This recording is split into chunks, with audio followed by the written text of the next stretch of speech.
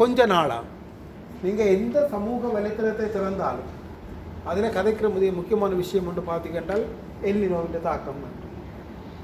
எல்லினோன்றது சரிதான். இந்த எல்லினோன்றது எங்களை பொறுத்த வரைக்கும் இந்த வருஷம் நடக்கிற எல்லினோ என்றது 1883 ஆண்டுக்கு பிறகு 1800 கிட்டத்தட்ட இந்தியில இருந்து 150 விரியத்துக்கு முன்னம் இருந்து ஒரு எல்லினோ நிகழ்கிற ஒன்று, வளமையாகவே நிகழ்கிற ஒன்று.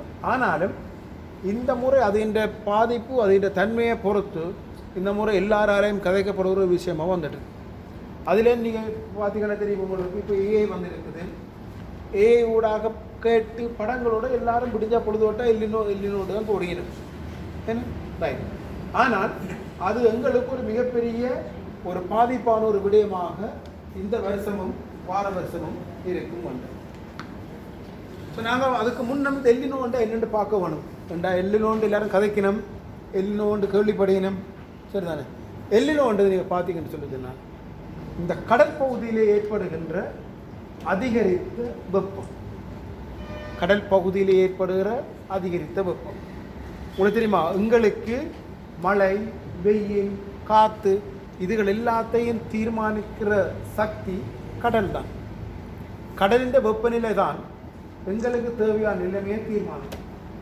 இப்போ நீங்கள் பார்த்தா தெரியும், சில நாடுகளில் வெளிநாடுகளில் இல்லாமல் ஒரு சொந்தக்காரர் இருந்தால் சொல்லி வேணும், ஒரு சீசனுக்கு அவைகள் குளிரால் பயங்கரமாக பாதிக்கப்படுகிறது, ஒரு சீசனுக்கு வெயிலால் பாதிக்கப்படுகிறது.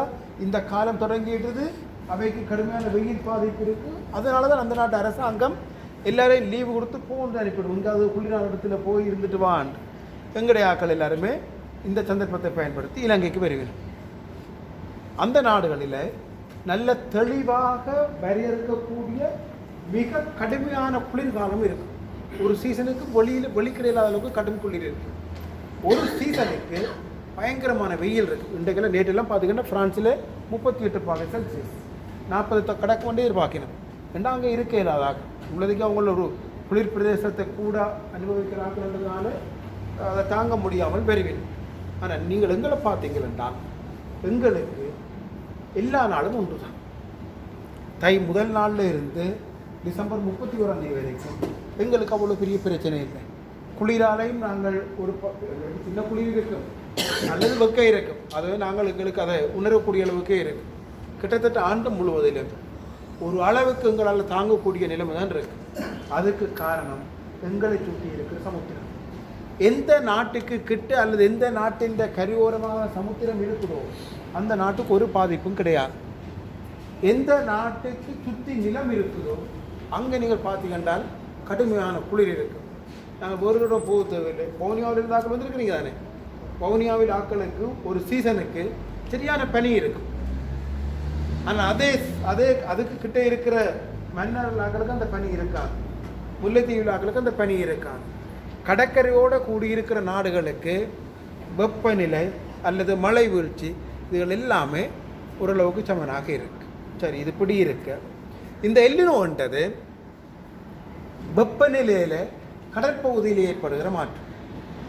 இது எப்படி நடக்குதுன்னு பார்த்தீங்கன்னு சொன்னால் உங்களுக்கு தெரியும், இந்த பூமியில் 3 வகையான காற்றுக்கள் இருக்குது. பெரிய அளவிலான காற்றுக்கள். இப்போ எங்களுக்கு உள்ளூரில் வீசுகிற காற்றுல 3 பெரிய அளவிலான காற்று இருக்குது. உலகம் முழுவதுக்கும் அது பொதுவாக இருக்கும்.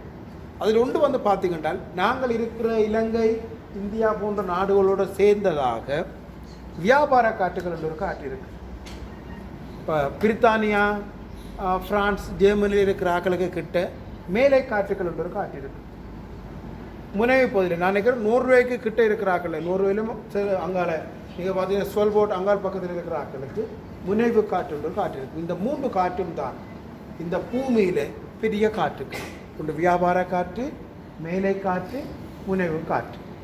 இந்த வியாபார காற்று எப்பவுமே அது இந்த நகர்ச்சி வடக்கு தெற்காக இருந்தாலும் இந்த பூமி சுற்றுது தானே. பூமி சுற்றினதுக்கு பிறகு இந்த பூமியின் சுற்றுகையால் ஒரு விசை இருக்குது.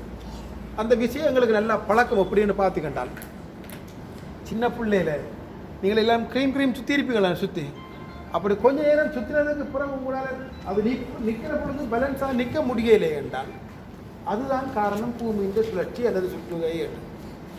இதை பார்த்தீங்கன்னா தெரியுமா, நாங்கள் பேலன்ஸ் இல்லாமல் விழுகிறோம்னு சொல்லி சொல்லுவோம் தானே, அதுதான். அதனால் இந்த காற்று வடகிழக்காகவும் தென்கிழக்காகவும் வீசும். சரி, இந்த வியாபார காற்று இந்த பூமி தொடங்கின காலத்திலிருந்து இப்போ வரைக்கும் வடகிழக்கு திசை நோக்கி வீசும். வட அரைக்கோளத்தில் அது உங்களுக்கு கூட விஞ்ஞானம் அதை சொல்ல விரும்புகிறேன். தென்னரைக்கோளத்தில் தென்கிழக்கு திசையாக வீசும்.